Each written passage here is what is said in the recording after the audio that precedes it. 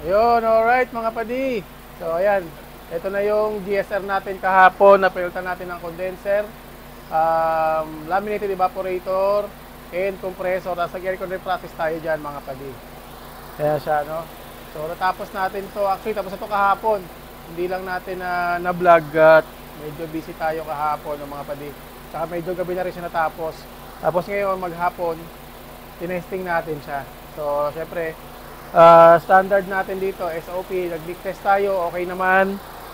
And just yun, break-in din tong makina niya, no? Break-in tayo kasi bagong engine refresh nga to mga padi. Ayan.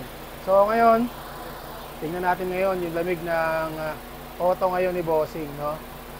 Na-picturean ko to kanina, sinend ko na rin kay Bossing, and mukhang na-excite lalo si Bossing dito sa kanyang auto. Mukhang gusto na umuwi galing Dubai. So ayan mga padi, tara pasok tayo sa loob mga padi, tingnan natin yung lamig yan itong auto ni Bossing. Ayan mga padi, dito tayo sa loob. Tingnan natin. Ay, namatay na yung ating thermometer. Woo! Malamig na talaga to mga padi. Yan. Tingnan natin yung kanyang lamig mga padi. Namatay yung ating thermometer. So ngayon, nasa mga 10.3 yan mga padi.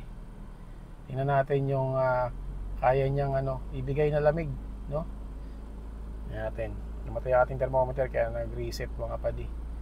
Yan, tingnan natin kung gaano kalamig tong aircon ngayon ni Boss.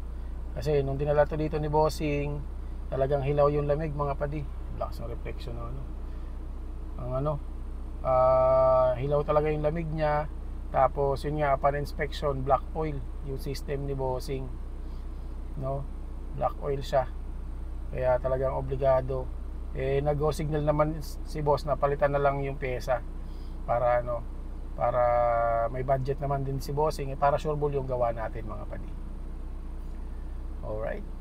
So yun mga padi. Yan nasa na tayo.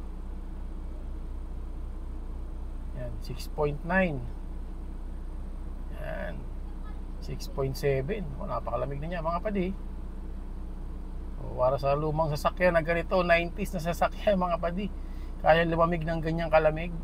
Abay, sulit na sulit naman talaga yung mga padi, di ba? Kapag malamig ang aircon ng sasakyan mo, talaga naman napakasarap gamitin mga padi.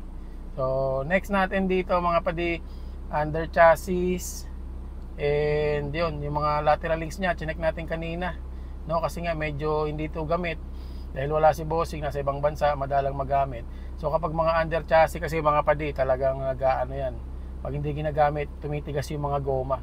So sabi ni Bossing, napalitan na daw yan before, pero upon inspection namin, may mga basag-basag siyang mga bushing sa lateral link. Pinakita ko naman kay Bossing yung picture, mas maganda mapalitan na natin, no, mga padi. Ayan, lamig na yan mga padi. Nag-5 na. 5.8 na tayo mga padi. 5.8. Yan. So lalamig pa yan mga padi. Pag medyo lumamig-lamig yung panahon natin sa gabi, syempre mas malamig talaga ngayon kasi mainit din dito sa shop talaga mga padi. Pero lumamig ng ganyan kalamig yung sasakyan nyo na luma, talaga namang achievement yan mga padi. Di ba? Alright. Goods na to mga padi. Proceed tayo sa under chassis ni Bossing. Alright. So ayan, alright. Next na natin yung kanyang pang ilalim sa likod. Tapos ito yung shock mount niya, ayan mga padi. Ito yung shock mount niya, tabingin na Tapos may sapi na rin niya sa gitna. Ayan, siguro para tumaas ng konti, naka-lowered kasi ito Ayan sa kabila. Ayan, tabingin na rin Tapos may sapi. Ayan sapi. Ayan, naka-lowered kasi si Bossing. Tapos ngayon mag-ESI spring kami sa likod. Papalitan namin ESI spring, and then bababa namin siya ng mga kahit 3 finger gaps daw, sabi ni Bossing. Yan. Alright. So yun lang mga padi. Tapos na tayo dito sa aircon, engine refresh. Sunod, under chassis naman tayo. Yung pintura sa bumper niya, papatuyo na lang tayo niya mga padi. Yan. Na pinturahan natin yung kanyang rear bumper. Yan. So next naman is yung kanyang pangilalim. Tapos ang complaint pa ni Bossing, medyo mabigat daw ikutin yung manibela nung sasakyan niya.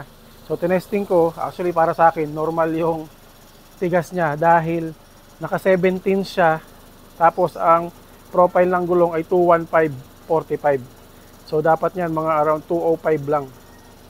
Sa 205 medyo gagaan ang steering niyan, pero sa 215 medyo mabigat talaga. So wala tayong magagawa diyan. So sacrifice tayo ng konting bigat sa steering dahil nga sa profile ng kanyang gulong. Pero yung gulong niya kasi bago pa eh. Siguro pag naubos na lang yung gulong niya, advice na natin siya na mag 205, no, para medyo magaan-gaan. Tapos yung leak sa steering ni Bossing, okay na rin naman.